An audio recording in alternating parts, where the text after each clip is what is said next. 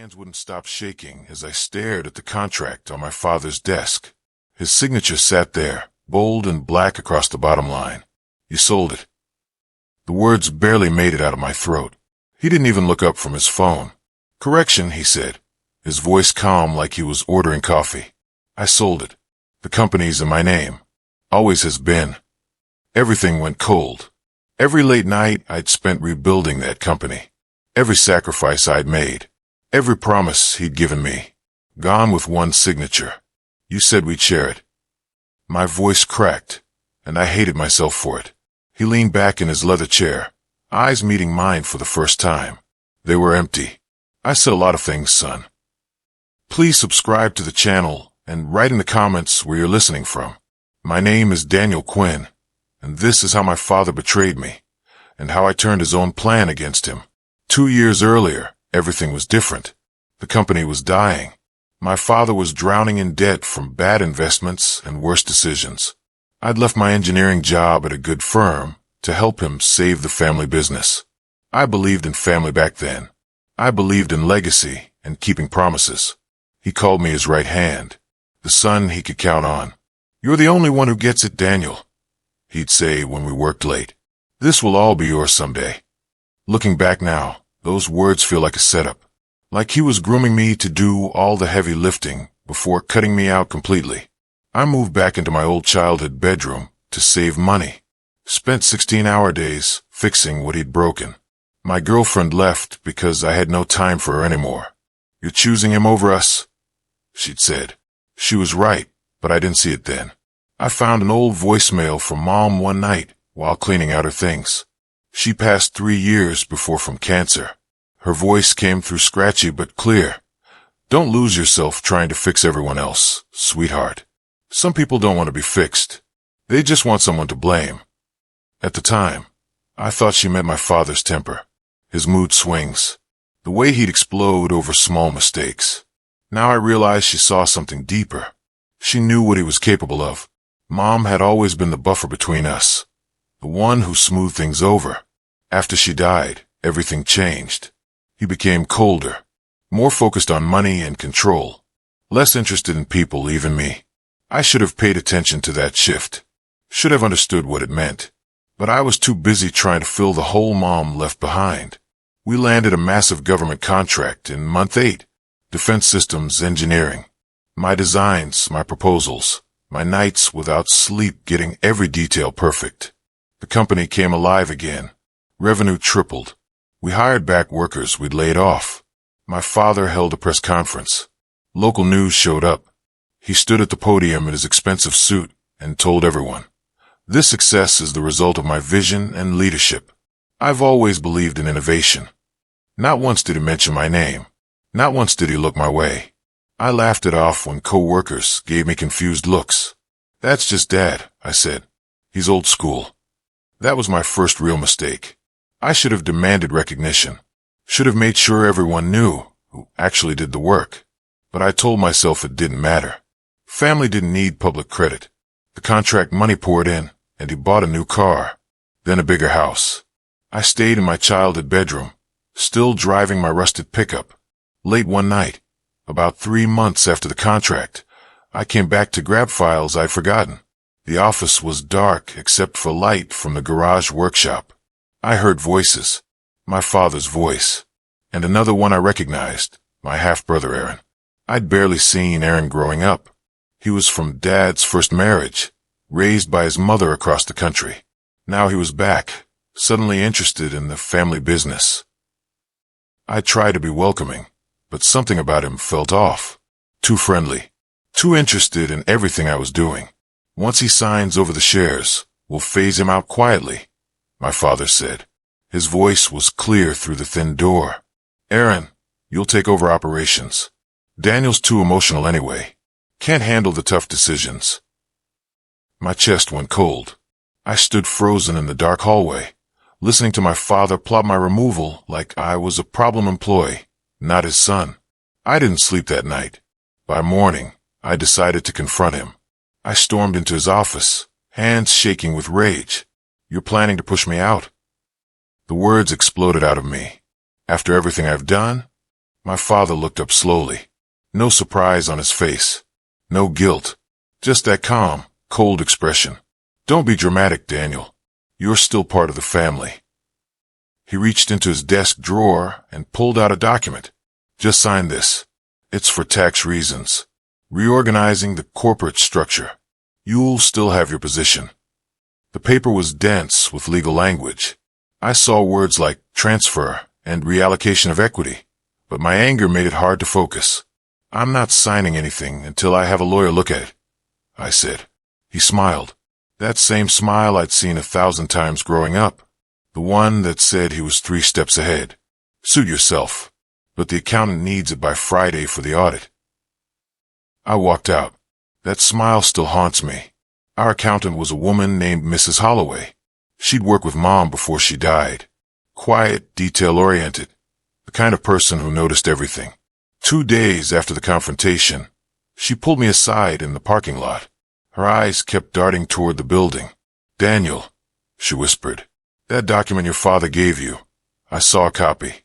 It's not about taxes. Her hand was shaking. It transfers all your intellectual property rights to the company, which means to him, your designs, your patents, everything you created. You'd have no legal claim to any of it. My stomach dropped. Are you sure? She nodded.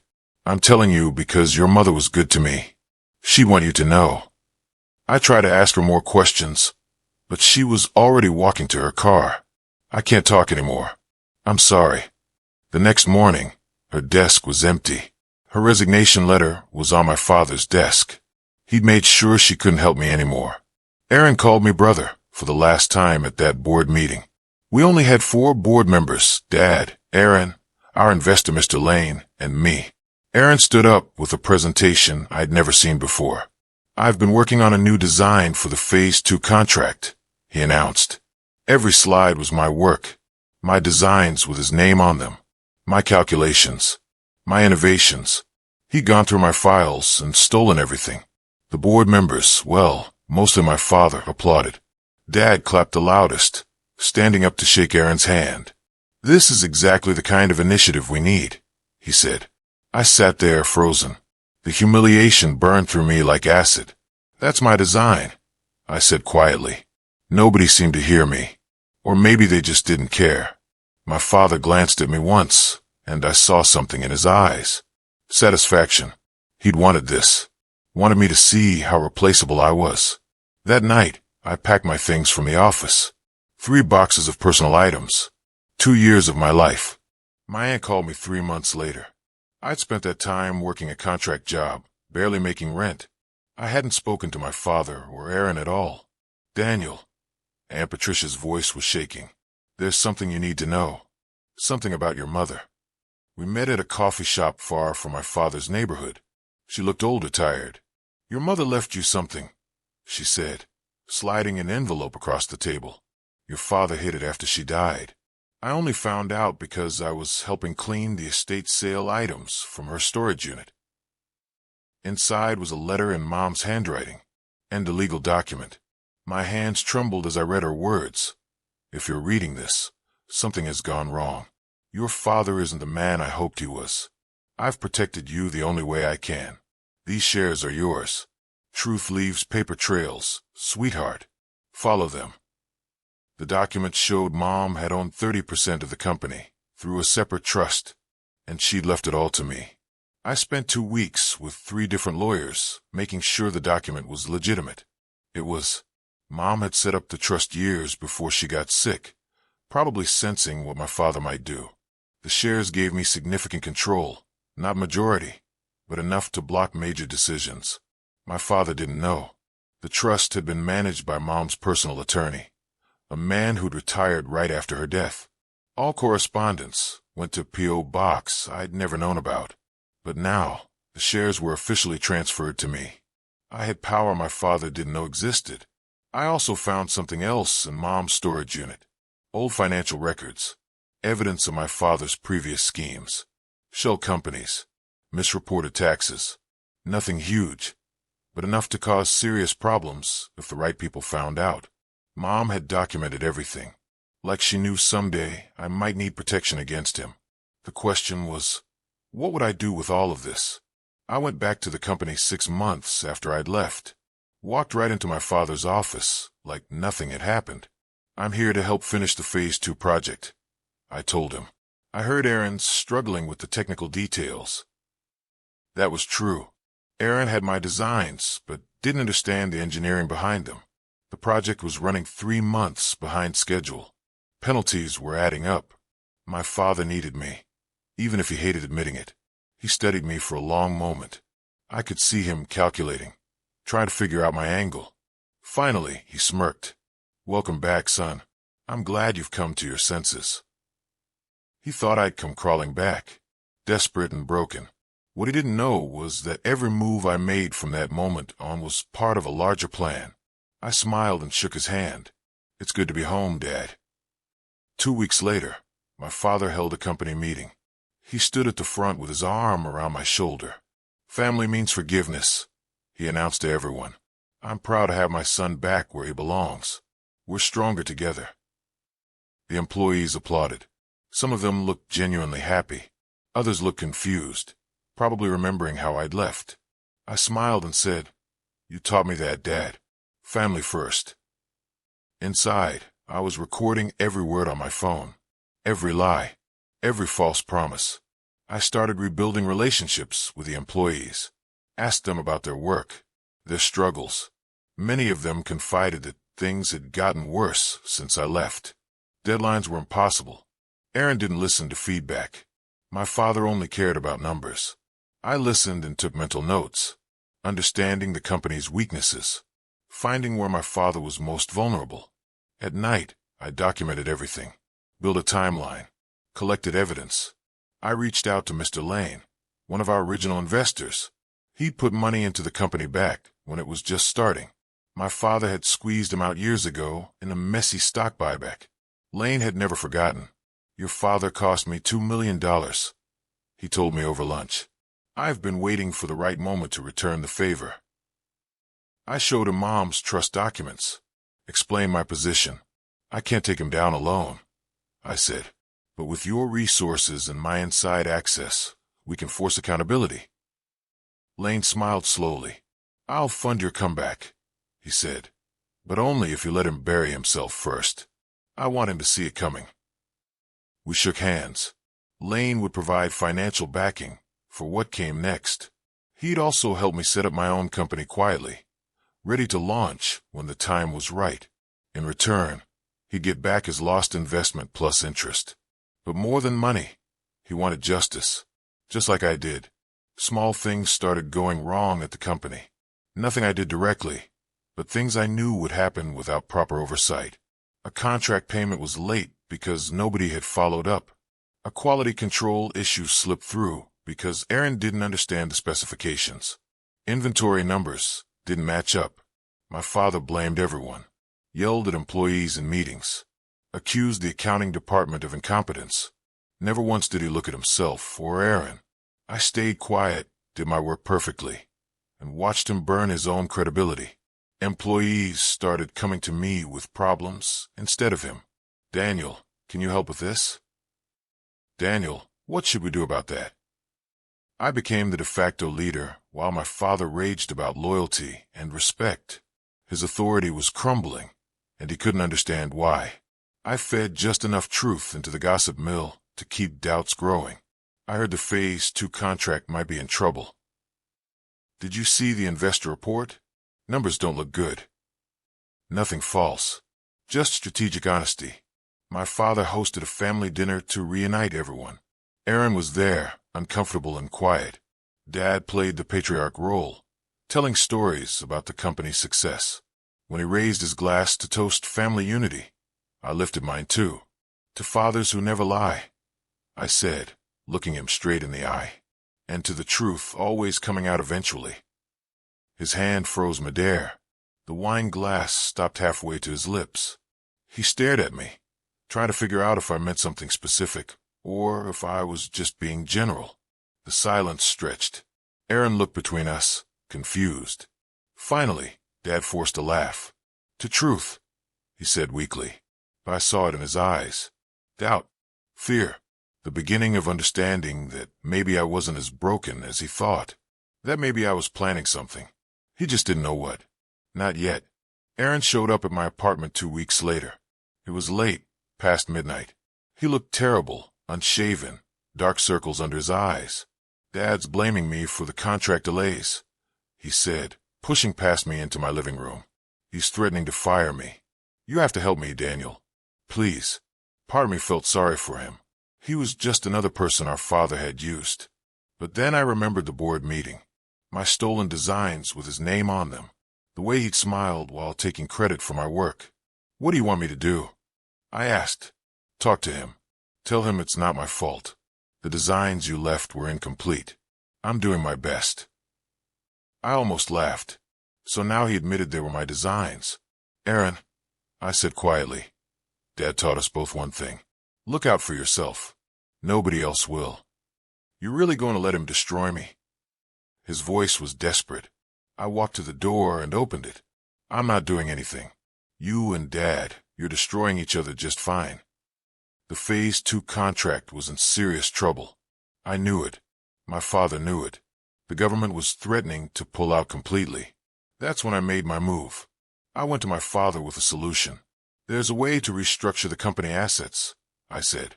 "Protect us from liability if the contract falls through. Move things into a protected structure." He was desperate enough to listen.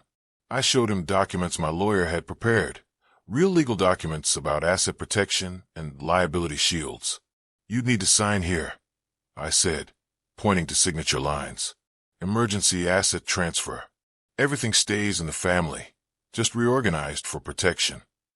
What I didn't explain was the fine print buried in the legal language. The part where Mom's trust shares gave me controlling interest once the transfer was complete. The part where his signature would give me the power to make major company decisions. He barely read it, just grabbed his pen and signed. "Get this filed today," he ordered. "I want protection in place before the government audit." I smiled. "Of course, Dad. I'll take care of everything." The government audit hit 2 weeks later. Federal investigators showed up unannounced, demanding access to all financial records. My father had been skimming contract money, hiding it in personal accounts. Not a lot. He was too smart for that, but enough. Enough to be fraud. I had anonymously tipped off the audit office using Mom's old financial records. Showed them where to look. Gave them just enough thread to pull. Investigators swarmed the office. My father's confident grin finally cracked. "Who did this?" He barked at everyone in sight. Employees scattered. Aaron hid in his office. I sat at my desk, calm and quiet, working on technical drawings. When my father stormed up to me, I looked up slowly. "Do you know anything about this?" he demanded. I met his eyes.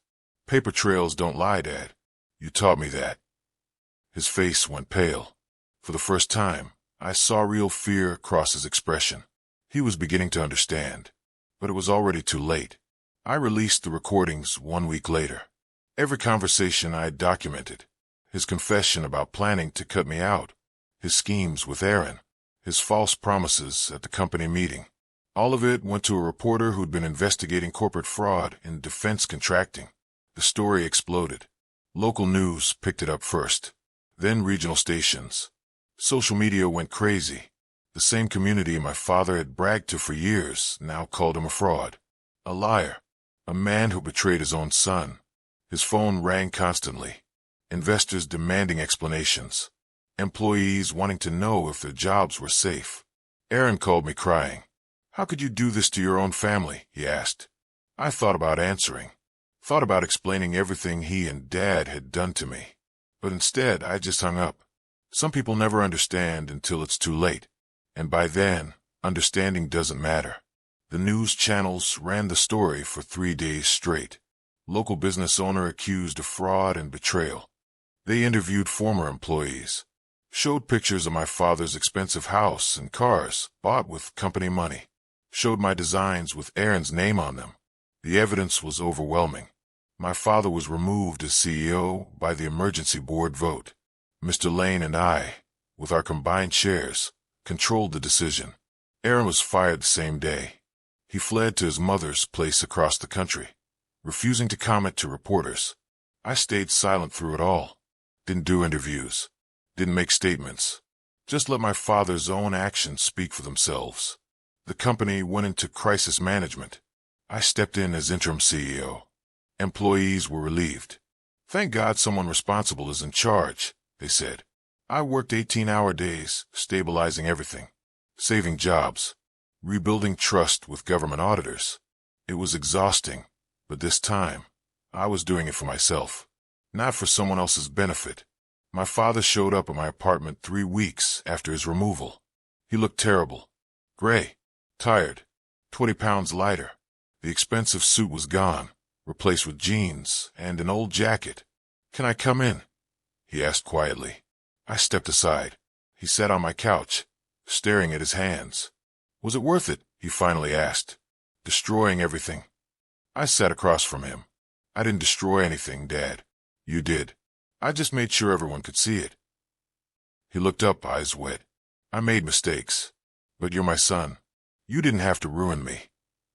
I leaned forward. "You taught me to look out for myself, to not trust anyone, to do whatever it takes to win. I learned those lessons well. So this is my fault." His voice cracked. "You made choices," I said softly.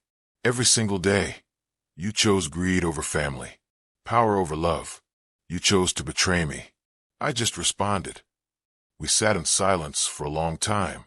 Finally, he stood up. "I'm sorry," he whispered. I nodded. "I know, but sorry didn't change anything." My father confessed everything in a moment of weakness. We were sitting in that same apartment, his second visit. "I always saw you as competition," he admitted. "Even when you were young, you were smarter than me, more talented. People liked you naturally." His hand shook. I couldn't stand it. Couldn't stand that you might be better. For the first time, I saw him clearly, not as my father, but as a broken man consumed by jealousy and fear.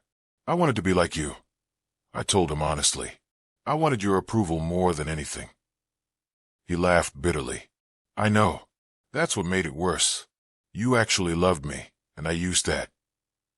The truth sat between us, heavy and painful.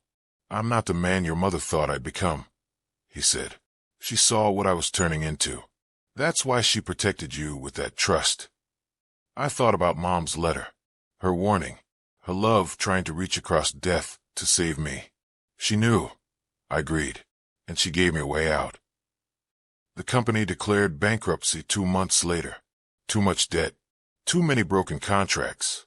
Investors pulled out completely. My father lost everything. The big house, the expensive cars, the country club membership, all the status he'd worked for. But worst of all, he lost respect. The business community wouldn't touch him. Friends stopped calling. He moved into a small rented apartment across town. I watched it happen from a distance. Part of me felt satisfaction. Another part felt hollow. This was my father, broken and alone. Aaron tried to sue me, claiming I'd manipulated everything. The lawsuit went nowhere. The evidence was too clear. Mr. Lane called to congratulate me. "You did it," he said. "Justice served."